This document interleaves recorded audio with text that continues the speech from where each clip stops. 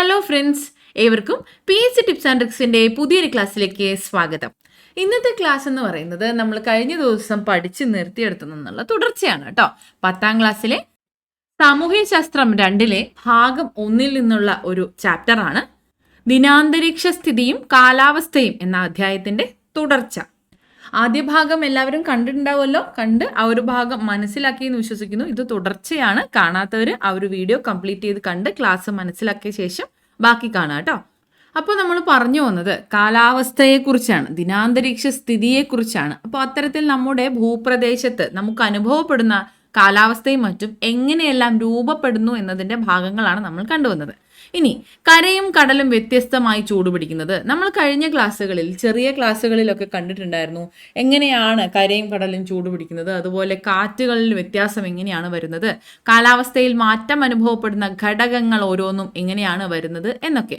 അപ്പോൾ ഇവിടെ നോക്കുമ്പോൾ സമുദ്രോപരിതലത്തെ അപേക്ഷിച്ച് കര വേഗം ചൂടാകുകയും തണുക്കുകയും ചെയ്യുന്നുണ്ട്. സമുദ്രോപരിതലത്തിനേക്കാളും വേഗം കര ചൂടാവുകയും തണുക്കുകയും ചെയ്യും. അതുകൊണ്ട് തന്നെ സമുദ്രത്തെ അപേക്ഷിച്ച് കരഭാഗങ്ങളിലെ ഉഷ്ണകാല അന്തരീക്ഷ താപം വളരെ കൂടുതലും അതുപോലെ ശൈത്യകാല അന്തരീക്ഷ താപം വളരെ കുറവുമായിരിക്കും. ഇത്തരത്തിലാണ് സമുദ്രത്തിലും അതുപോലെ കരയിലും താപവ്യത്യാസം അനുഭവപ്പെടുന്നത്. ഇനി നമ്മൾ പഠിച്ചതുപോലെ കാലാവസ്ഥയെ ബാധിക്കുന്ന മറ്റൊരു തരത്തിലുള്ള സ്വാധീനം ചെലുത്തുന്ന ഒരു ഘടകമാണ് സമുദ്രത്തിൽ നിന്നുള്ള അകലം എന്ന് പറയുന്നത്. അതാണ് നമ്മൾ ഇവിടെ നോക്കുന്നത്. സമുദ്ര തീരപ്രദേശങ്ങളിൽ കടലിൽ നിന്ന് കരയിലേക്കും തിരിച്ചും വീശുന്ന കാറ്റുകൾ സമനില മിതമായി നിലനിർത്താനായിട്ട് സഹായിക്കുന്നവയാണ്. എന്നാൽ സമുദ്രത്തിൽ നിന്ന് അകലും തോറും ഈ സമുദ്ര സ്വാധീനം കുറഞ്ഞു വരുന്നത് കൊണ്ട് പകൽ താപം വളരെ ഉയർന്നതും രാത്രി താപം വളരെ കുറയുന്നതുമായിരിക്കും. സമുദ്രത്തിൽ നിന്ന് അകലും തോറും സമുദ്രത്തിന്റെ സ്വാധീനം കുറഞ്ഞു വരുന്നതുകൊണ്ട് പകൽ താപം വളരെ ഉയരുന്നതിനും രാത്രികാലങ്ങളിൽ താപം വളരെ കുറയുന്നതിനുമായിട്ട് ഇത് കാരണമാകുന്നു എന്നാണ് പറഞ്ഞത്. അതായത് സമുദ്ര സാമീപ്യമുള്ള സ്ഥലങ്ങളിൽ താപാന്തരം കുറവായിരിക്കും, ഉൾപ്രദേശങ്ങളിൽ അത് കൂടുതലുമായിരിക്കും. കര ചൂടാകുമ്പോൾ കടലിൽ നിന്ന് കരയിലേക്കും കര തണുക്കുന്ന സമയത്ത് തിരിച്ചും വായുവിന്റെ നീക്കം ഉണ്ടാകുന്നത് കൊണ്ടാണ് ഈ സമുദ്ര സാമീപ്യത്തിലുള്ള സ്ഥലങ്ങളിൽ സദാ മിതമായിട്ടുള്ള താപം നിലനിൽക്കുന്നത്. അപ്പോൾ നമ്മുടെ കേരളത്തിൽ എന്തുകൊണ്ടാണ് മിതമായിട്ടുള്ള താപനില ഉള്ളത് എന്ന് പറയാമോ? എന്താന്ന് വെച്ചാൽ കേരളം തീരപ്രദേശത്താണല്ലോ സ്ഥിതി ചെയ്യുന്നത്. അതുകൊണ്ട് തന്നെ പൊതുവെ മിതമായിട്ടുള്ള കാലാവസ്ഥയാണ് നമ്മുടെ കേരളത്തിൽ അനുഭവപ്പെടുന്നത്, അല്ലേ? അപ്പോൾ എന്തുകൊണ്ടാണെന്ന് വെച്ചാൽ പകൽ സമയത്ത് കടലിൽ നിന്ന് കരയിലേക്ക് കടൽക്കാറ്റും രാത്രി സമയമാകുമ്പോൾ കരയിൽ നിന്ന് കടലിലേക്ക് കരക്കാറ്റും തുടർച്ചയായി വീശുന്നത് കൊണ്ട് തീരപ്രദേശങ്ങൾ അധികം ചൂടാകാതെയും തണുത്തു പോകാതെയും നിലനിർത്താനാവുന്നുണ്ട്. അങ്ങനെ ഒരു പരിധി വരെ കേരളത്തിന്റെ അന്തരീക്ഷ താപനിലയെ ക്രമപ്പെടുത്താൻ ഇത് സഹായിക്കുന്നുണ്ട്. അതുകൊണ്ടാണ് തീരപ്രദേശങ്ങളിൽ പൊതുവെ മിതമായിട്ടുള്ള കാലാവസ്ഥ അനുഭവപ്പെടുന്നത്. അത് ക്ലിയർ അല്ലേ? ഇനി കാലാവസ്ഥയെ സ്വാധീനിക്കുന്ന മറ്റൊരു ഘടകമാണ് സമുദ്രജല പ്രവാഹങ്ങൾ എന്ന് പറയുന്നത്. അതായത് ഉഷ്ണജല പ്രവാഹങ്ങളും ശീതജല പ്രവാഹങ്ങളും കടന്നു പോകുന്ന പ്രദേശങ്ങളിലെ അന്തരീക്ഷ താപനില യഥാക്രമം കൂടുകയും കുറയുകയും ചെയ്യുന്നുണ്ട്. അവയാണ് നമുക്കിവിടെ പഠിക്കേണ്ടത്. ജസ്റ്റ് എന്താണ് അവ എന്നുള്ളത് നോക്കാം. ഉഷ്ണജല പ്രവാഹങ്ങളും ശീതജല പ്രവാഹങ്ങളും കടന്നു പോകുന്ന തീരപ്രദേശങ്ങളിലെ അന്തരീക്ഷ താപനില യഥാക്രമം കൂടുകയും കുറയുകയും ചെയ്യുന്നു. ഉദാഹരണത്തിന് ഉഷ്ണജല പ്രവാഹമായ ഉത്തര അറ്റ്ലാന്റിക് പ്രവാഹം, ഉത്തര അറ്റ്ലാന്റിക് മാപ്പും കൂടെ ശ്രദ്ധിക്കണം കേട്ടോ. ഉത്തര അറ്റ്ലാന്റിക് പ്രവാഹം യൂറോപ്പിന്റെ പടിഞ്ഞാറൻ പ്രദേശങ്ങൾക്ക് കൊടും തണുപ്പിൽ നിന്ന് ആശ്വാസം നൽകുന്നുണ്ട്. എന്നാൽ അതേ അക്ഷാംശത്തിൽ സ്ഥിതി ചെയ്യുന്ന കാനഡയുടെ വടക്ക് കിഴക്കൻ തീരങ്ങൾ ലാബ്രഡോർ ശീതപ്രവാഹത്തിന്റെ സ്വാധീനത്താൽ മാസങ്ങളോളം കൊടും തണുപ്പിൽ അമരുകയും ചെയ്യുന്നു. അത്തരത്തിലാണ് ഈ ഒരു സമുദ്രജല പ്രവാഹത്തിന്റെ സ്വാധീനം വരുന്നത് എന്നതാണ്. അപ്പോൾ എന്താണ് സമുദ്രജല പ്രവാഹം എന്ന് ചോദിച്ചാൽ സമുദ്രത്തിലെ ജലത്തിന്റെ നിരന്തരമായിട്ടുള്ള ഒഴുക്കാണ് ഈ പറഞ്ഞ സമുദ്രജല പ്രവാഹങ്ങൾ. എന്നാൽ ഇവിടെ എന്താണ് കാരണം, എന്തുകൊണ്ടാണ് ഇതിങ്ങനെ സംഭവിക്കുന്നതെന്ന് ചോദിച്ചാൽ കാറ്റ്, ഭൂമിയുടെ ഭ്രമണം, കോറിയോലിസ് നമ്മൾ പഠിച്ചിരുന്നല്ലോ, അതുപോലെ ജലത്തിന്റെ സാന്ദ്രത, ഇവയൊക്കെ കൊണ്ടാണ് സമുദ്രജല പ്രവാഹങ്ങൾ സമുദ്രജലത്തിന്റെ തുടർച്ചയായ ചലനങ്ങൾ സംഭവിക്കുന്നത്. ഇവയാണ് നമ്മൾ പറഞ്ഞതുപോലെ താപനിലയെയും കാലാവസ്ഥയെയും ഒക്കെ സ്വാധീനിക്കുന്നത്. എങ്ങനെയാണോ സ്വാധീനം വരുന്നത് അതിനനുസരിച്ച് ഇവ വാം കറൻസ് എന്നും കോൾഡ് കറൻസ് എന്നിങ്ങനെ രണ്ടായിട്ട് തരംതിരിക്കപ്പെടുകയും ചെയ്യുന്നുണ്ട്. അതിൽ പ്രധാനപ്പെട്ട പ്രവാഹങ്ങളാണ് പസഫിക്, അറ്റ്ലാന്റിക്, അതുപോലെ ഇന്ത്യൻ മഹാസമുദ്രത്തിലേക്ക് ഗൈറുകൾ തുടങ്ങിയവയ്ക്ക് ഇതിൽ ഉൾപ്പെടുന്നതാണ്. അങ്ങനെയാണ് നമ്മൾ പറഞ്ഞത്. അവ കാരണം നമുക്ക് കാലാവസ്ഥ മാറ്റങ്ങൾ ഉണ്ടാകുന്നു. അതിനൊരു ഉദാഹരണമാണ് ഇവിടെ പറഞ്ഞത്. ഉത്തര അറ്റ്ലാന്റിക്കിന്റെ പ്രവാഹം യൂറോപ്പിന്റെ പടിഞ്ഞാറൻ പ്രദേശങ്ങൾക്ക് കൊടും തണുപ്പുണ്ടാക്കുന്നു. എന്നാൽ അതേ അക്ഷാംശത്തിലുള്ള ലാബ്രഡോർ കറണ്ട് ഇവിടെ കാനഡയുടെ വടക്ക് കിഴക്കൻ ഭാഗങ്ങൾക്ക് അതിശൈത്യമാണ് നൽകുന്നത്. ഇത്തരത്തിൽ കാലാവസ്ഥാ മാറ്റം സമുദ്രജല പ്രവാഹങ്ങൾ കാരണം ഉണ്ടാകുന്നുണ്ട്. അടുത്തത് ഭൂപ്രകൃതിയാണ്. ഭൂപ്രകൃതിക്കനുസരിച്ച് ഭൂമിയിൽ ഓരോ പ്രദേശത്തും സൂര്യപ്രകാശ ലഭ്യതയിൽ ഏറ്റക്കുറച്ചിലുകൾ ഉണ്ടാകുന്നത്. അതെങ്ങനെയാണെന്നാണ് ഇവിടെ പറഞ്ഞിട്ടുള്ളത്. ഇവിടെ തന്നിരിക്കുന്നത് ഒരു ഭൂപ്രകൃതി സവിശേഷതയായി കണക്കാക്കാം. ഇവിടെ നിന്ന് സൂര്യരശ്മികൾ ഇത്തരത്തിൽ പ്രവഹിക്കുന്ന സമയത്ത് എ എന്ന സ്ഥലവും അതുപോലെ ബി എന്ന സ്ഥലവും ഇവിടെ പിക്ചറിൽ മാർക്ക് ചെയ്തിട്ടുണ്ട്. കണ്ടല്ലോ. ഇവിടെ ഏതിനായിരിക്കും ചൂട് കൂടുതൽ, എവിടെയായിരിക്കും താപനില കൂടുതൽ എന്നുള്ളതാണ് ഇവിടെ ചോദിച്ചിട്ടുള്ളത്. നമുക്കറിയാം സൂര്യരശ്മി നേരിട്ട് പതിക്കുന്ന ഈ ഒരു ബി എന്നടയാളപ്പെടുത്തിയ പ്രദേശത്തായിരിക്കും സ്വാഭാവികമായും താപനില കൂടുതൽ. അതുപോലെ ഇവിടെ എ എന്ന ഈ ഒരു പ്രദേശം സൂര്യരശ്മി നേരിട്ട് പതിക്കുന്ന ഒരിടമാണോ? അല്ല. അപ്പൊ അതുകൊണ്ട് അവിടെ എന്തായിരിക്കും? ബിയെ അപേക്ഷിച്ച് താപനില കുറവായിരിക്കും, അല്ലേ? അതാണ് ഇവിടെ പറഞ്ഞിട്ടുള്ളത് കേട്ടോ. സൂര്യപ്രകാശ ലഭ്യതയിലെ ഈ ഒരു വ്യത്യാസം ഇവിടെ നൽകിയിട്ടുള്ള ഈ ഒരു ഭൂപ്രകൃതിയിൽ വിവിധ തരത്തിലല്ലേ സൂര്യരശ്മികൾ പതിക്കുന്നതും സൂര്യപ്രകാശത്തിന്റെ ലഭ്യതയുള്ളതും. അപ്പൊ ഇത്തരത്തിൽ ഈ ഒരു വ്യത്യാസം സൂര്യന് അഭിമുഖമായ പർവ്വത ചരിവുകളിൽ താരതമ്യേന താപനില കൂടുന്നതിനും വിപരീത ചരിവുകളിൽ ഇവിടെ എ എന്ന് സൂചിപ്പിച്ചിട്ടുള്ളത് പോലെയുള്ള സ്ഥലങ്ങളിൽ താപനില കുറയുന്നതിനും കാരണമാകുന്നു. ഓക്കെ. ഇനി അന്തരീക്ഷ മർദ്ദം, കാറ്റുകൾ എന്നീ മേഖലയിലേക്കൊക്കെ പോകാം. മറ്റുള്ള എല്ലാ വസ്തുക്കളെയും പോലെ തന്നെ വായുവിനും ഭാരമുണ്ട്. അന്തരീക്ഷ വായു ഭൗമോപരിതലത്തിൽ ചെലുത്തുന്ന ഭാരമാണ് അറ്റ്മോസ്ഫെറിക് പ്രഷർ അല്ലെങ്കിൽ അന്തരീക്ഷ മർദ്ദം എന്ന് പറയുന്നത്. അന്തരീക്ഷ വായു ഭൗമോപരിതലത്തിൽ ചെലുത്തുന്ന ഭാരത്തെയാണ് അന്തരീക്ഷ മർദ്ദം അല്ലെങ്കിൽ അറ്റ്മോസ്ഫെറിക് പ്രഷർ എന്ന പേരിൽ അറിയപ്പെടുന്നത്. ഇത്തരത്തിൽ അന്തരീക്ഷ മർദ്ദത്തെ സ്വാധീനിക്കുന്ന ഘടകങ്ങളാണ് ഇവിടെ പറഞ്ഞിട്ടുള്ളത്. അന്തരീക്ഷ താപനില, സമുദ്രത്തിൽ നിന്നുള്ള ഉയരം, അന്തരീക്ഷ വായുവിലെ ജലാംശം, ഇവയെല്ലാം തന്നെ അന്തരീക്ഷ മർദ്ദത്തെ സ്വാധീനിക്കുന്നുണ്ട്. ഇനി അന്തരീക്ഷ മർദ്ദം അളക്കുന്നതിനായിട്ട് ഉപയോഗിക്കുന്ന ഒരു ഉപകരണമുണ്ട്. അതാണ് ബാരോമീറ്റർ എന്നത്. ബാരോമീറ്റർ PSC നേരത്തെ ചോദിക്കുമായിരുന്നു വൺ വേർഡ് ഒക്കെ ആയിട്ട്. ഇപ്പൊ കുറവാണ്, അറിഞ്ഞിരിക്കുക. ചോദിച്ചാൽ നമുക്ക് ഉത്തരം അറിഞ്ഞിരിക്കണം. ഓക്കെ. അപ്പോൾ അന്തരീക്ഷ മർദ്ദം അളക്കുന്ന ഉപകരണം ഏതാണ്? ബാരോമീറ്റർ ആണ്. ബാരോമീറ്റർ അന്തരീക്ഷ മർദ്ദം അളക്കുന്ന ഉപകരണമാണ് ബാരോമീറ്റർ. മെർക്കുറി ബാരോമീറ്റർ, ഇതാണ് മെർക്കുറി ബാരോമീറ്റർ. രണ്ടാമത്തെ ഈ ഒരു പിക്ചറിൽ തന്നിട്ടുള്ളത് അനിറോയിഡ് ബാരോമീറ്റർ ആണ് കേട്ടോ. ഇത് രണ്ടും വിവിധ തരം ബാരോമീറ്ററുകളാണ്. മെർക്കുറി ബാരോമീറ്ററിൽ ഭൗമോപരിതല ശരാശരി അന്തരീക്ഷ മർദ്ദം 76 സെന്റിമീറ്റർ ആയിട്ട് രേഖപ്പെടുത്തിയിട്ടുണ്ട്. വായുമർദ്ദവും രാസനിരപ്പും കണക്കാക്കിയിട്ടാണ് ഈ ഒരു മെർക്കുറി ബാരോമീറ്റർ പ്രവർത്തിക്കുന്നത്.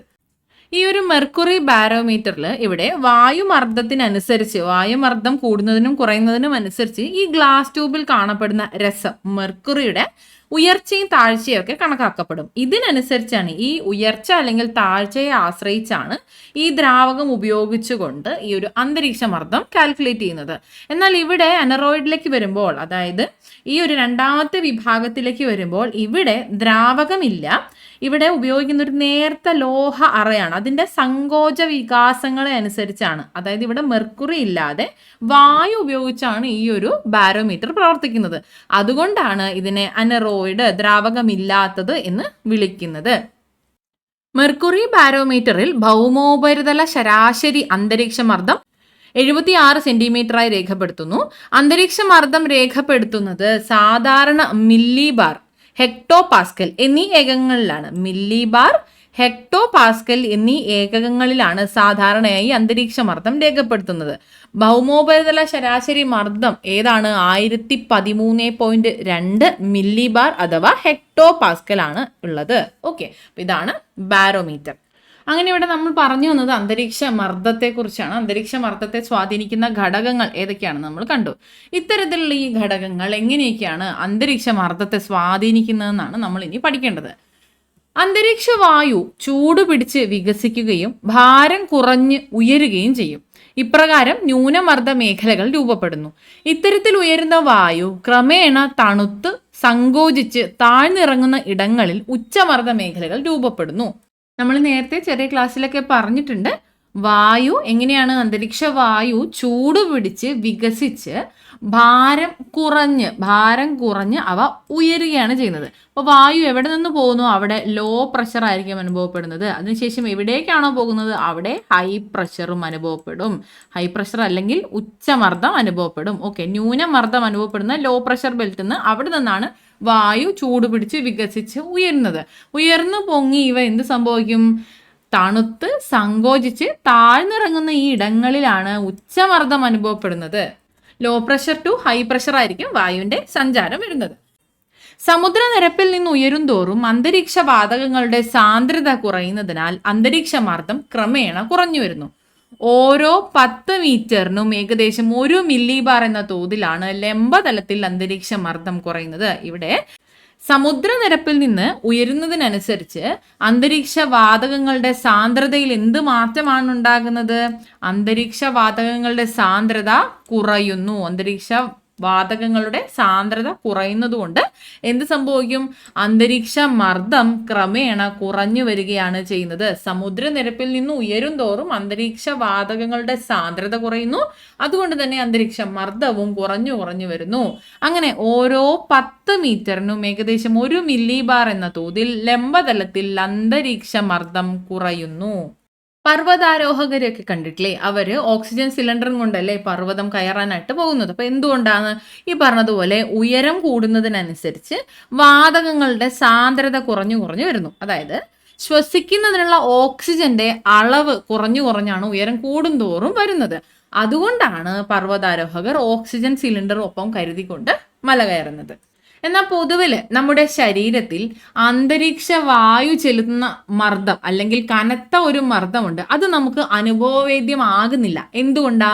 നമ്മുടെ ശരീരം തതുല്യമായ ശരീരമർദ്ദം, അതായത് പ്രതിമർദ്ദം ചെലുത്തി അതിനെ സന്തുലിതമാക്കുന്നുണ്ട്. അതുകൊണ്ടാണ് നമുക്ക് നോർമലി ഈ ഒരു അന്തരീക്ഷ വായുവിന്റെ മർദ്ദം അനുഭവപ്പെടാതെ നിൽക്കാൻ പറ്റുന്നത്. അപ്പൊ എന്തുകൊണ്ടാണ്? ശരീരം തിരിച്ച് ഒരു പ്രതിമർദ്ദം ശരീരം ഈ അന്തരീക്ഷ വായു നമുക്ക് നൽകുന്ന കനത്ത മർദ്ദത്തിന് എതിരായിട്ട് ഒരു പ്രതിമർദ്ദം കൊടുക്കുന്നത് കൊണ്ടാണ് നമുക്കൊരു സന്തുലിത ഫീൽ തോന്നി നമുക്ക് അത്തരത്തിലൊരു മർദ്ദം അനുഭവപ്പെടാത്തത്. ഓക്കെ, ക്ലിയർ അല്ലേ? പിന്നെ ഇതെവിടെ നോക്കിക്കേ, ഉയർന്ന പ്രദേശങ്ങളിലേക്ക് യാത്ര ചെയ്യുമ്പോൾ നമുക്ക് ചെവി അടപ്പ് അനുഭവപ്പെട്ടിട്ടില്ലേ നിങ്ങളുടെ യാത്രകളിൽ? അപ്പൊ എന്തുകൊണ്ടാണ് ഈ ഒരു ചെവി അടപ്പ് അനുഭവപ്പെടുന്നത്? അതെന്തുകൊണ്ടാന്ന് വെച്ചാല് നമ്മുടെ ചെവിക്കുള്ളിൽ വായുമർദ്ദമുണ്ട്. ഇതും നമ്മൾ ഉയരം കൂടിയ പ്രദേശങ്ങളിലൊക്കെ യാത്ര ചെയ്യുന്ന സമയത്ത് ആ ഒരു ചെവി അടപ്പ് ഉണ്ടാകുന്നത് ആ പ്രദേശത്തെ വായുമർദ്ദവും നമ്മുടെ ചെവിക്കുള്ളിലെ വായുമർദ്ദവും തമ്മിലുള്ള ഒരു വ്യത്യാസം. അതുകൊണ്ടാണ് നമുക്ക് ഈ ഉയർന്ന പ്രദേശങ്ങളിൽ പോകുമ്പോൾ ഒരു വ്യത്യാസം അനുഭവപ്പെടുന്നത്. എന്താണ്? ചെവിക്കകത്തെ മർദ്ദവും അതുപോലെ പുറത്തുള്ള ആ ഒരു പ്രദേശത്തെ മർദ്ദവും ഏകദേശം തുല്യമായി വരുന്ന സാഹചര്യം വരെ നമുക്ക് ഈ ഒരു ചെവി അടപ്പ് ഉണ്ടാകും. ഇത് തുല്യമാകുന്ന ഒരു സമയത്താണ് ചെവി അടപ്പ് മാറുന്നത്. ഓക്കെ ആണോ? ഇനി വായുവിലെ ജലാംശം അഥവാ ആർദ്രത ഇത് കൂടുന്ന സമയത്ത് നൈട്രജൻ, ഓക്സിജൻ തുടങ്ങിയ ഭാരം കൂടിയ വാതകങ്ങളുടെ സ്ഥാനത്ത് എന്ത് സംഭവിക്കുന്നു? ജലതന്മാത്രകൾ വരുന്നു. ജലതന്മാത്രകൾ ഈ നൈട്രജനെയും ഓക്സിജനെയും ഒക്കെ റീപ്ലേസ് ചെയ്യുന്നു. ജലതന്മാത്രകൾക്ക് ഭാരം കുറവായതുകൊണ്ട് വരണ്ട വായുവിനെ അപേക്ഷിച്ച് ആർദ്രവായുവിൽ അന്തരീക്ഷ മർദ്ദം കുറവായിരിക്കും. സ്റ്റേറ്റ്മെന്റ് ഒക്കെ ഒന്ന് നോക്കി വെക്കണേ. നമുക്കിപ്പോൾ എക്സാമിന്റെ പാറ്റേൺ ഒക്കെ മാറി സ്ഥിതിക്ക് ഈ ഒരു സ്റ്റേറ്റ്മെന്റ് ഒക്കെ നേരെ ചോദിച്ചിട്ട് ശരിയാണോ തെറ്റാണോ എന്നൊക്കെ ചോദിക്കാം. ചിലപ്പോൾ സ്റ്റേറ്റ്മെന്റ് ഫ്ലിപ്പ് ചെയ്തൊക്കെ ചോദിക്കാൻ സാധ്യതയുണ്ട്. നോക്കി വെക്കുക. ജലതന്മാത്രകൾക്ക് ഭാരം കുറവായതിനാൽ വരണ്ട വായുവിനെ അപേക്ഷിച്ച് ആർദ്രവായുവിൽ അന്തരീക്ഷ മർദ്ദം കുറവായിരിക്കും. വരണ്ട വായുവിൽ അന്തരീക്ഷ മർദ്ദം ആർദ്രവായുവിനേക്കാൾ കൂടുതലായിരിക്കും. വരണ്ട വായുവിനെ അപേക്ഷിച്ച് ആർദ്രവായുവിൽ അന്തരീക്ഷ മർദ്ദം കുറവായിരിക്കും. എന്തുകൊണ്ടാണ് പറഞ്ഞത്? ആർദ്രവായുവിൽ ജലതന്മാത്രകളാണ് കൂടുതൽ, ജലതന്മാത്രകൾക്ക് ഭാരം കുറവാണ്. ഓക്കെ, അതുകൊണ്ട് തന്നെ ആർദ്രവായുവിൽ അന്തരീക്ഷമർദ്ദം കുറവായിരിക്കും. ഓക്കെ, ഇനി ഇളം കാറ്റുകൾ അതുപോലെ തന്നെ വിനാശകാരികളായ കാറ്റുകളൊക്കെ ഉണ്ടാകുന്നുണ്ടല്ലോ. എന്തുകൊണ്ടാണ് എന്ന് ചോദിച്ചാൽ ഇതൊക്കെ അന്തരീക്ഷ മർദ്ദത്തിന്റെ മാറ്റത്തിനനുസരിച്ചാണ്. ഇതിനനുസരിച്ചുള്ള വ്യത്യാസങ്ങളാണ് നമുക്ക് അനുഭവപ്പെടുന്ന കാറ്റുകളിൽ നമുക്ക് കാണാനായി സാധിക്കുന്നത്.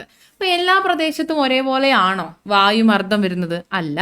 അപ്പൊ ഓരോ പ്രദേശത്തും രേഖപ്പെടുത്തുന്ന അന്തരീക്ഷ മർദ്ദത്തെ ഭൂപടത്തിൽ ഉൾപ്പെടുത്തി ഒരേ മർദ്ദമുള്ള പ്രദേശങ്ങളെ തമ്മിൽ യോജിപ്പിച്ചുകൊണ്ട് ഒരു സാങ്കല്പിക രേഖ വരയ്ക്കുകയാണെങ്കിൽ ആ സാങ്കല്പിക രേഖയെ നമ്മൾ സമമർദ്ദരേഖകൾ അഥവാ ഐസോബാർസ് എന്നാണ് വിളിക്കുന്നത്. ഈ ടേം നിങ്ങൾ കേട്ടിട്ടുണ്ടാവും, നമ്മൾ നേരത്തെ ക്ലാസ്സിൽ പരാമർശിച്ചിട്ടുണ്ട്.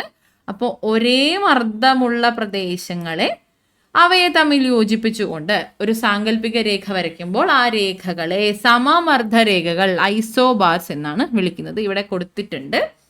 ഇവിടെ നോക്കിക്കേ, ഇവിടെ കൊടുത്തിട്ടുള്ളത് സമമർദ്ദരേഖകളുടെ ഭൂപടമാണ്. ഇവിടെ എച്ച് എന്ന് സൂചിപ്പിച്ചിട്ടുള്ളത് ഹൈ പ്രഷറാണ്, ഉച്ചമർദ്ദ മേഖലയാണ്.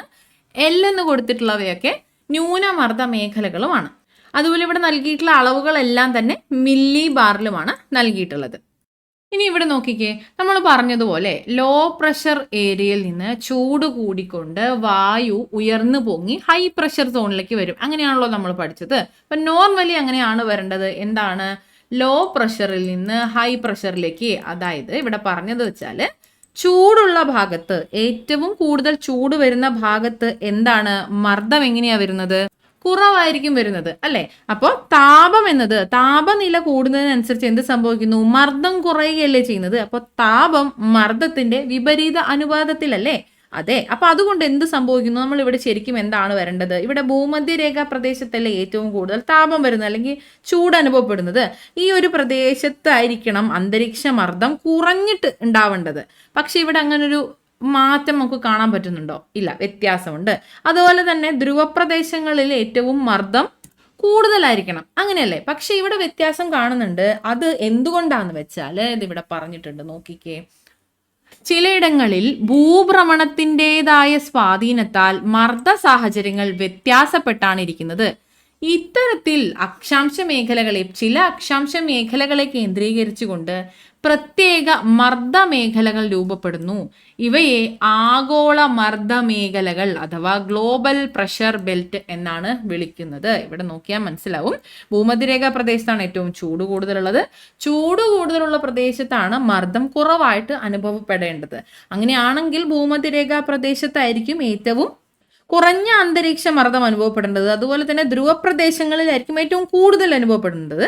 അതായത് ഭൂമധ്യരേഖാ പ്രദേശത്ത് നിന്നും ധ്രുവങ്ങൾക്ക് അഭിമുഖമായിട്ട് പോകുന്ന സമയത്ത് ക്രമേണ മർദ്ദം കൂടി വരേണ്ട ഒരു സാഹചര്യമാണ് കാണേണ്ടത്. ഇവിടെ അങ്ങനെ അല്ലാത്തതിന് കാരണമാണ് ഇപ്പൊ പറഞ്ഞിട്ടുള്ളത്. ഭൂഭ്രമണത്തിൻ്റെതായിട്ടുള്ള സാഹചര്യങ്ങൾ ഉള്ളത് കൊണ്ട് മർദ്ദ സാഹചര്യങ്ങൾ വ്യത്യാസപ്പെട്ടു വരുന്നുണ്ട്. അതുകൊണ്ട് തന്നെ നമ്മൾ ഭൂമിയെ ചില അക്ഷാംശ മേഖലകളൊക്കെ കേന്ദ്രീകരിച്ചുകൊണ്ട് പ്രത്യേക മർദ്ദ മേഖലകളായി തരംതിരിക്കുന്നുണ്ട്. അതാണ് ഇവിടെ പറഞ്ഞിട്ടുള്ളത്. ആഗോള മർദ്ദ മേഖലകളായിട്ട് പ്രത്യേക മേഖലകളെ രൂപപ്പെടുത്തുന്നുണ്ട്. നമ്മൾ അതാണ് ഇനി നോക്കുന്നത്. എങ്ങനെയൊക്കെയാണ്, ഏതൊക്കെയാണ് ആഗോള മർദ്ദ മേഖലകൾ? ഇവിടെ പിക്ചറിൽ തന്നിട്ടുള്ളത് കണ്ടല്ലോ, ഇതാണ് ആഗോള മർദ്ദ മേഖലകൾ. ഓരോ അക്ഷാംശത്തിനെയും അനുസരിച്ച് മർദ്ദ മേഖലയിൽ വ്യത്യാസം നമുക്ക് കാണാനായി സാധിക്കും. ഇവിടെ നമുക്ക് കാണാം 0 ഡിഗ്രി ഭൂമധ്യരേഖ എന്ന ലാറ്റിറ്റ്യൂഡിൽ ആ ഒരു അക്ഷാംശത്തിൽ നമുക്ക് കാണാം മധ്യരേഖ ന്യൂനമർദ്ദ മേഖല നമുക്ക് കാണാം. 0 ഡിഗ്രി ലാറ്റിറ്റ്യൂഡിൽ, 0 ഡിഗ്രി അക്ഷാംശത്തിൽ ഭൂമധ്യരേഖാ പ്രദേശത്ത് നമുക്ക് മധ്യരേഖ ന്യൂനമർദ്ദ മേഖലയാണ്. ഈ ഒരു പോർഷൻ ആഗോള മർദ്ദ മേഖലകൾ എന്നത് വളരെ വളരെ വളരെ പ്രധാനപ്പെട്ടതാണ്. ധാരാളം ചോദ്യങ്ങൾ ചോദിക്കാറുണ്ട്. നിങ്ങൾ കേട്ടിട്ടില്ലേ ഡോൾഡ്രംസ്, അതുപോലെ ഹോഴ്സ് ലാറ്റിറ്റ്യൂഡൊക്കെ, ഇതെല്ലാം ഈ ഒരു മേഖലയിൽ വരുന്നതാണ്. എല്ലാം ഇമ്പോർട്ടൻ്റ് ആണ്. ഈ ഒരു പിക്ചർ കണ്ടില്ലേ, ഭൂമിയെ നമ്മൾ എങ്ങനെ ആഗോള മർദ്ദ മേഖലകളായി തിരിച്ചിരിക്കുന്നു എന്നത്. ഇത് നിങ്ങൾക്ക് മനസ്സിലാവുകയാണെങ്കിൽ ഉറപ്പായിട്ടും ഈ ഒരു മേഖലയിലെ എല്ലാ ചോദ്യത്തിനും നിങ്ങൾക്ക് ആൻസർ കിട്ടും കേട്ടോ. കാണാതെ പഠിക്കാം, അല്ലെങ്കിൽ മനസ്സിലാക്കി പഠിക്കാം. മനസ്സിലാക്കി പഠിക്കുന്നതാണ് എളുപ്പം. അപ്പോൾ ഈ മറന്നുപോയി എന്നുള്ള ഒരു പ്രശ്നം വരുന്നില്ല. കുറച്ചുകൂടെ നന്നായിട്ട് നിങ്ങൾക്ക് ആൻസർ അപ്പിയർ ചെയ്യാനായിട്ട് പറ്റും. ഓക്കെ, അപ്പോൾ ശ്രദ്ധിക്കാം. ഭൂമധ്യരേഖാ പ്രദേശത്ത് വരുന്നത് മധ്യരേഖ ന്യൂനമർദ്ദ മേഖലയാണ്. പിന്നീട് മേലെ നോക്കിക്കേ, 30 ഡിഗ്രി വടക്ക് അക്ഷാംശത്തിനും 30 ഡിഗ്രി തെക്ക് അക്ഷാംശത്തിനും നമുക്ക് കാണാൻ പറ്റുന്നത് ഉപോഷ്ണ ഉച്ചമർദ്ദ മേഖലയാണ്. ഉച്ചമർദ്ദ മേഖലയാണ്. പിന്നീട് വടക്ക് ഭാഗത്തേക്ക് വരുമ്പോൾ 60 ഡിഗ്രി വടക്ക് അക്ഷാംശത്തിലും 60 ഡിഗ്രി തെക്ക് അക്ഷാംശത്തിലും നമുക്ക് കാണാം ഉപധ്രുവീയ ന്യൂനമർദ്ദ മേഖല. ഉപധ്രുവീയ ന്യൂനമർദ്ദ മേഖല കാണാനായി സാധിക്കും. ഇല്ലേ? ഓക്കെ അല്ലേ? പിന്നെ നമുക്ക് വരുന്ന പോൾസ് ആണ്. ഏതാണ്? 90 ഡിഗ്രി വടക്ക്. 90 ഡിഗ്രി വടക്ക് അക്ഷാംശത്തിൽ അല്ലെങ്കിൽ ആ ഒരു ധ്രുവത്തിൽ പോളിൽ വരുന്ന നോർത്ത് പോളിൽ നമുക്ക് വരുന്നത് ഉച്ചമർദ്ദ മേഖലയാണ്. ധ്രുവീയ ഉച്ചമർദ്ദ മേഖല. അതുപോലെ തന്നെ സൗത്തിൽ നോക്കിയാൽ 90 ഡിഗ്രി തെക്ക് ഭാഗത്ത് ദക്ഷിണ ധ്രുവത്തിൽ നമുക്ക് നോക്കുമ്പോൾ ധ്രുവീയ ഉച്ചമർദ്ദ മേഖലയാണ് കാണാൻ പറ്റുന്നത്. അല്ലേ? ക്ലിയർ അല്ലേ? ഭൂമധ്യരേഖയിൽ മധ്യരേഖ ന്യൂനമർദ്ദ മേഖലയാണ്.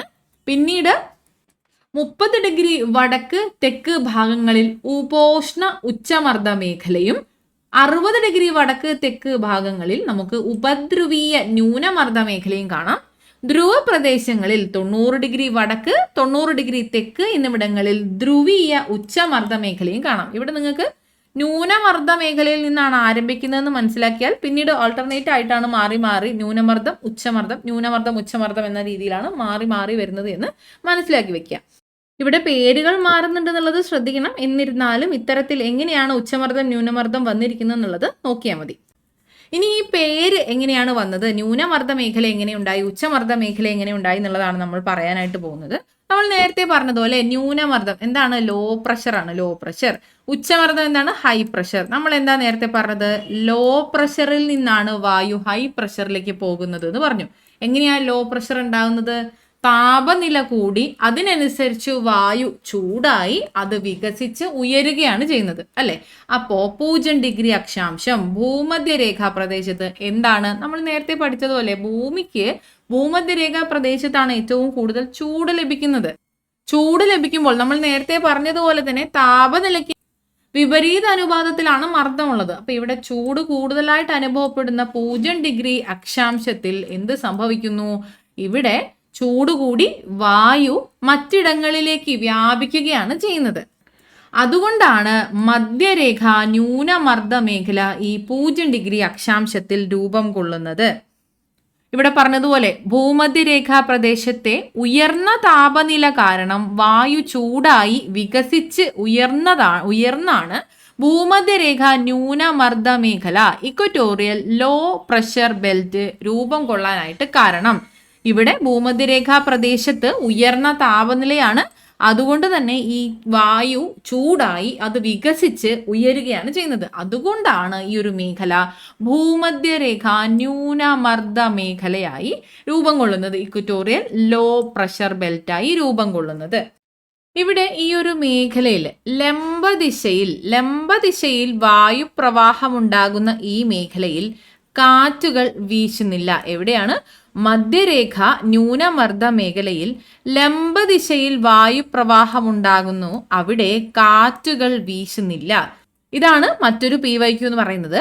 കാറ്റുകൾ ഇല്ലാത്ത മേഖല എന്ന അർത്ഥത്തിൽ ഈ ഒരു മേഖലയെ നമ്മൾ വിളിക്കുന്ന പേരാണ് നിർവാത മേഖല.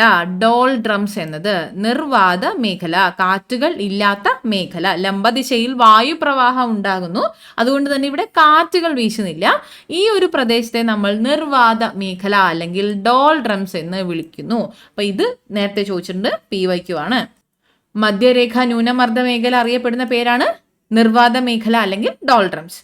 ഇനി മധ്യരേഖയിലേതിന് വിപരീത അന്തരീക്ഷ സാഹചര്യങ്ങളാണ് ധ്രുവ പ്രദേശങ്ങളിലുള്ളത്. അല്ലെ? ഇവിടെ ചൂട് കൂടുതലാണ്. മധ്യരേഖാ പ്രദേശത്ത് ചൂട് കൂടുതലായിരിക്കും. ധ്രുവ പ്രദേശങ്ങളിൽ വരുമ്പോൾ എങ്ങനെയാണ്? ചൂട് ഇല്ല. സൂര്യന്റെ ഒരു ചലനത്തിന്, സൂര്യൻ ഉത്തര ദക്ഷിണ ധ്രുവങ്ങൾക്ക് ആനുപാതികമായിട്ട് സഞ്ചരിക്കുന്ന സമയത്ത് അവയുടെ സൂര്യന്റെ അയനത്തിനനുസരിച്ച് മർദ്ദ മേഖലകൾ അതിന്റെ യഥാർത്ഥ സ്ഥാനത്തു നിന്നും വടക്കോട്ടും തെക്കോട്ടും നീങ്ങുന്നുണ്ടല്ലോ. ഇവിടെ നമ്മൾ പറഞ്ഞതുപോലെ, കഴിഞ്ഞ ക്ലാസ്സിൽ നമ്മൾ കണ്ടതുപോലെ, ഭൂമിയുടെ പരിക്രമണത്തിന്റെ ഫലമായിട്ട് സൂര്യരശ്മി വടക്കോട്ട് ഉത്തരായന രേഖ വരെയും അതുപോലെ തെക്കോട്ട് ദക്ഷിണായന രേഖ വരെയും ലംബമായിട്ടല്ലേ പതിക്കുന്നത്.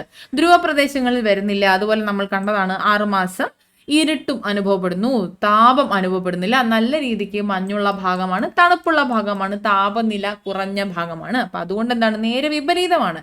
ന്യൂനമർദ്ദ മേഖലയിൽ അനുഭവപ്പെടുന്നതിന് നേരെ വിപരീതമാണ് ധ്രുവപ്രദേശങ്ങളിൽ 90 ഡിഗ്രി വടക്ക് ധ്രുവത്തിലും അതുപോലെ തന്നെയാണ്, തെക്ക് ധ്രുവത്തിലും അതുപോലെ തന്നെയാണ് വരുന്നത്. ഈ ഒരു സാഹചര്യത്തിൽ വായു തണുത്ത് സങ്കോചിച്ച് താഴ്ന്നിറങ്ങുന്നത് കൊണ്ടാണ് ധ്രുവീയ ഉച്ചമർദ്ദ മേഖലകൾ, പോളാർ ഹൈ പ്രഷർ ബെൽറ്റ് രൂപപ്പെടുന്നത്. താപനില മർദ്ദത്തിന് വിപരീത അനുപാതത്തിലാണ്. താപനില കൂടുമ്പോൾ എന്ത് സംഭവിക്കുന്നു, മർദ്ദം കുറയുകയാണ് ചെയ്യുന്നത്. ഇക്വറ്റോറിയൽ ഏരിയയിൽ ഭൂമധ്യരേഖാ പ്രദേശത്ത് താപം കൂടുതലാണ്, അപ്പോൾ മർദ്ദം കുറഞ്ഞു. ടെമ്പറേച്ചർ കൂടുമ്പോൾ പ്രഷർ കുറയും.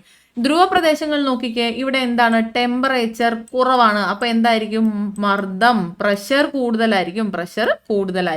രണ്ട് ധ്രുവങ്ങളിലും അതാണ് സംഭവിക്കുന്നത്. അതുപോലെ നമ്മൾ നേരത്തെ പറഞ്ഞതുപോലെ ലോ പ്രഷർ ബെൽറ്റിൽ നിന്ന് ഹൈ പ്രഷർ ബെൽറ്റിലേക്കാണ് വായു സഞ്ചാരം ഉണ്ടാകുന്നത്. അപ്പോൾ ഇവിടെ പറഞ്ഞതുപോലെ ചൂട് പിടിച്ച് ഉയരുന്ന വായു തണുത്ത് സങ്കോചിച്ച് താഴെ ഇറങ്ങുന്ന പ്രദേശമാണ് ഈ ധ്രുവ പ്രദേശങ്ങൾ. അതുകൊണ്ടാണ് അവിടെ ഉച്ചമർദ്ദ മേഖലകൾ ഉണ്ടാകുന്നത്. ധ്രുവീയ ഉച്ചമർദ്ദ മേഖല പേരിൽ നിന്ന് കിട്ടുമല്ലോ, ധ്രുവീയ ഉച്ചമർദ്ദ മേഖല. ഇവിടെ തണുപ്പ് അനുഭവപ്പെടുന്നു, അതുകൊണ്ട് തന്നെ ഇവിടെ എന്താണ്, ഉച്ചമർദ്ദമായിരിക്കും. ടെമ്പറേച്ചർ കുറയുമ്പോൾ പ്രഷർ കൂടും, അപ്പോൾ ഇവിടെ മർദ്ദം കൂടുതലായിരിക്കും. ധ്രുവ പ്രദേശങ്ങളിൽ ധ്രുവീയ ഉച്ചമർദ്ദ മേഖലകൾ രൂപപ്പെടുന്നു. കണ്ടല്ലോ, ക്ലിയർ അല്ലേ? ഇവിടെ നമ്മളിപ്പോൾ ഇതാണ് പറഞ്ഞത്, ഭൂമധ്യരേഖാ പ്രദേശത്ത് ചൂട് കൂടുതലാണ്, അതുകൊണ്ട് തന്നെ മർദ്ദം കുറവാണ്. ഇവിടെ നിന്ന് വായു ഉയർന്നു പൊങ്ങുകയാണ് ചെയ്യുന്നത്. അവിടെ ലോ പ്രഷർ, ന്യൂനമർദ്ദ മേഖലയായി കാണപ്പെടുന്നു, ന്യൂനമർദ്ദം അനുഭവപ്പെടുന്നു. പിന്നെ അതുപോലെ നമ്മൾ പറഞ്ഞത് ധ്രുവ പ്രദേശങ്ങളിൽ എന്താണ്, ടെമ്പറേച്ചർ കുറവാണ്, അതുകൊണ്ട് പ്രഷർ കൂടുതലാണ്. ഉച്ചമർദ്ദ മേഖലയാണ്, ധ്രുവീയ ഉച്ചമർദ്ദ മേഖലയായി രണ്ട് പോൾസും അനുഭവപ്പെടുന്നു എന്നാണ് പറഞ്ഞത്. അടുത്തത് ഇത് ഇവിടെ തന്നിട്ട് നോക്കിക്കേ, നമ്മൾ എന്താ പറഞ്ഞത്, ഭൂമധ്യരേഖാ പ്രദേശത്ത് ചൂട് കൂടുതലായതുകൊണ്ട് വായു ഉയർന്നു പൊങ്ങി വികസിച്ചുകൊണ്ട് ഉയർന്ന വിതാനങ്ങളിലേക്കൊക്കെ ധ്രുവങ്ങൾക്ക് അഭിമുഖമായിട്ട് കാറ്റായിട്ട് വീശുകയാണ് ചെയ്യുന്നത്. അത് പിന്നീട് നമ്മൾ നേരത്തെ പറഞ്ഞതുപോലെ ഹൈ പ്രഷർ സോണിലേക്ക്, നമ്മൾ നേരത്തെ ഇവിടെ മുകളിൽ പറഞ്ഞിരുന്നല്ലോ, ഇത് നോക്കിക്കേ, ഇവിടെ പറഞ്ഞതുപോലെ അന്തരീക്ഷ വായു ചൂടുപിടിച്ച് വികസിക്കുകയും ഭാരം കുറഞ്ഞ് ഉയരുകയും ചെയ്യുന്നു. ഇതിൻ പ്രകാരം ന്യൂനമർദ്ദ മേഖലകൾ രൂപപ്പെടുന്നു. അതാണ് നമ്മൾ കണ്ട ഇക്വറ്റോറിയൽ ലോ പ്രഷർ ബെൽറ്റ്.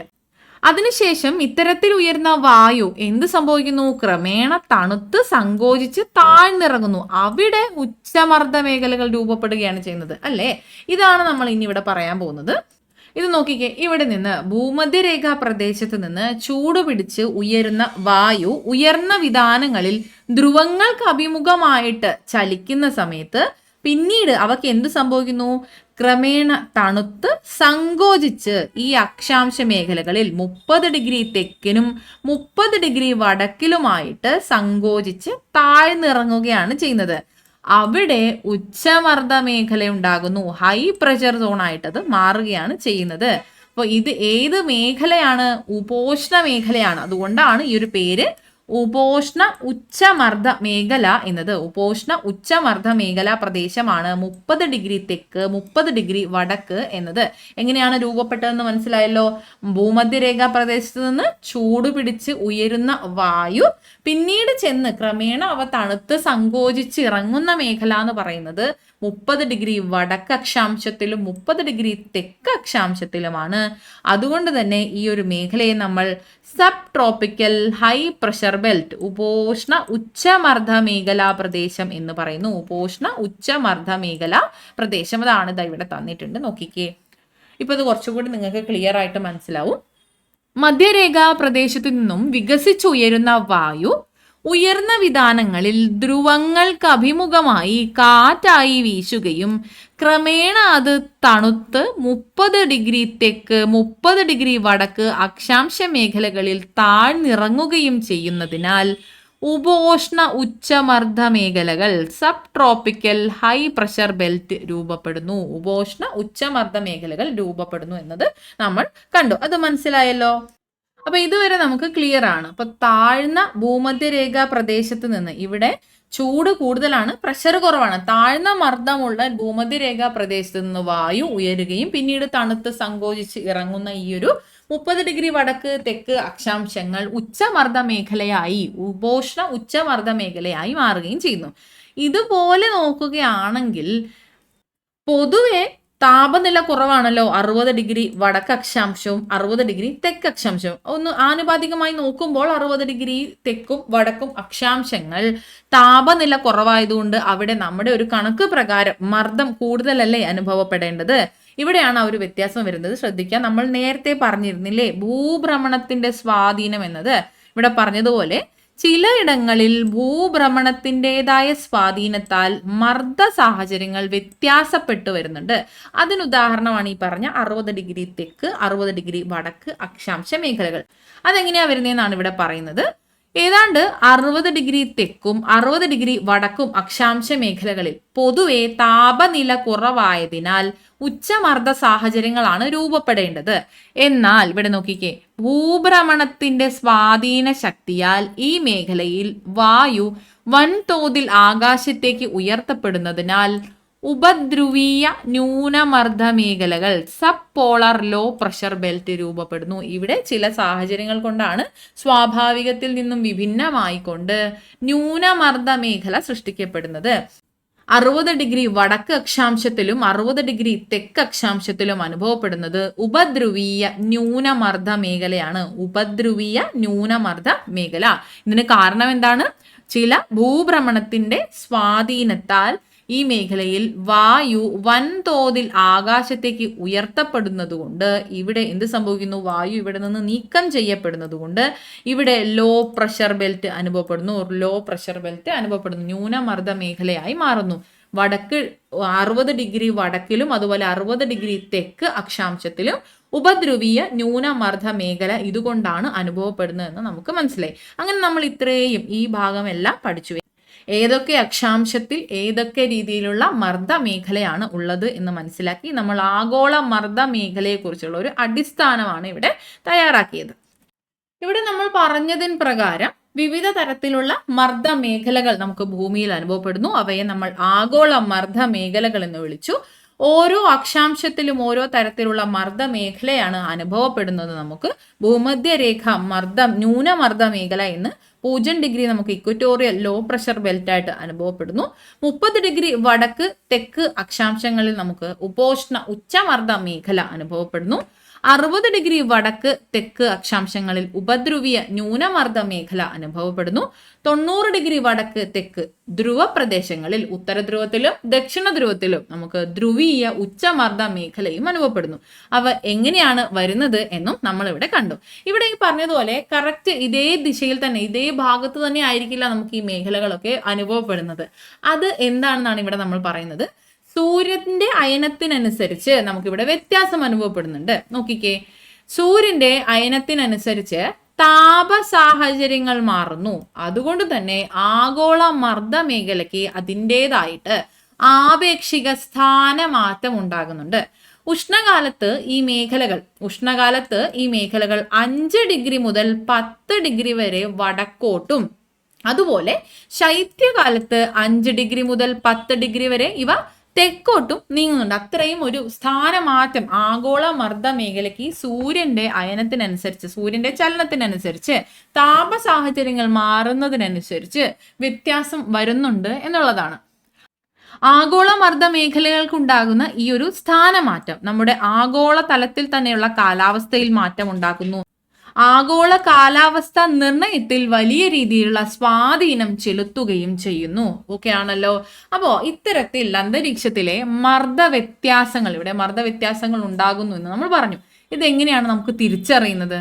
അത് വായു ചലനങ്ങളിലൂടെയാണ്. അന്തരീക്ഷത്തിലെ മർദ്ദ വ്യത്യാസങ്ങൾക്ക് അല്ലെങ്കിൽ ആ ഒരു വ്യത്യാസങ്ങൾ നമുക്ക് അനുഭവപ്പെടുന്നത് വായു ചലനങ്ങളിലൂടെയാണ്.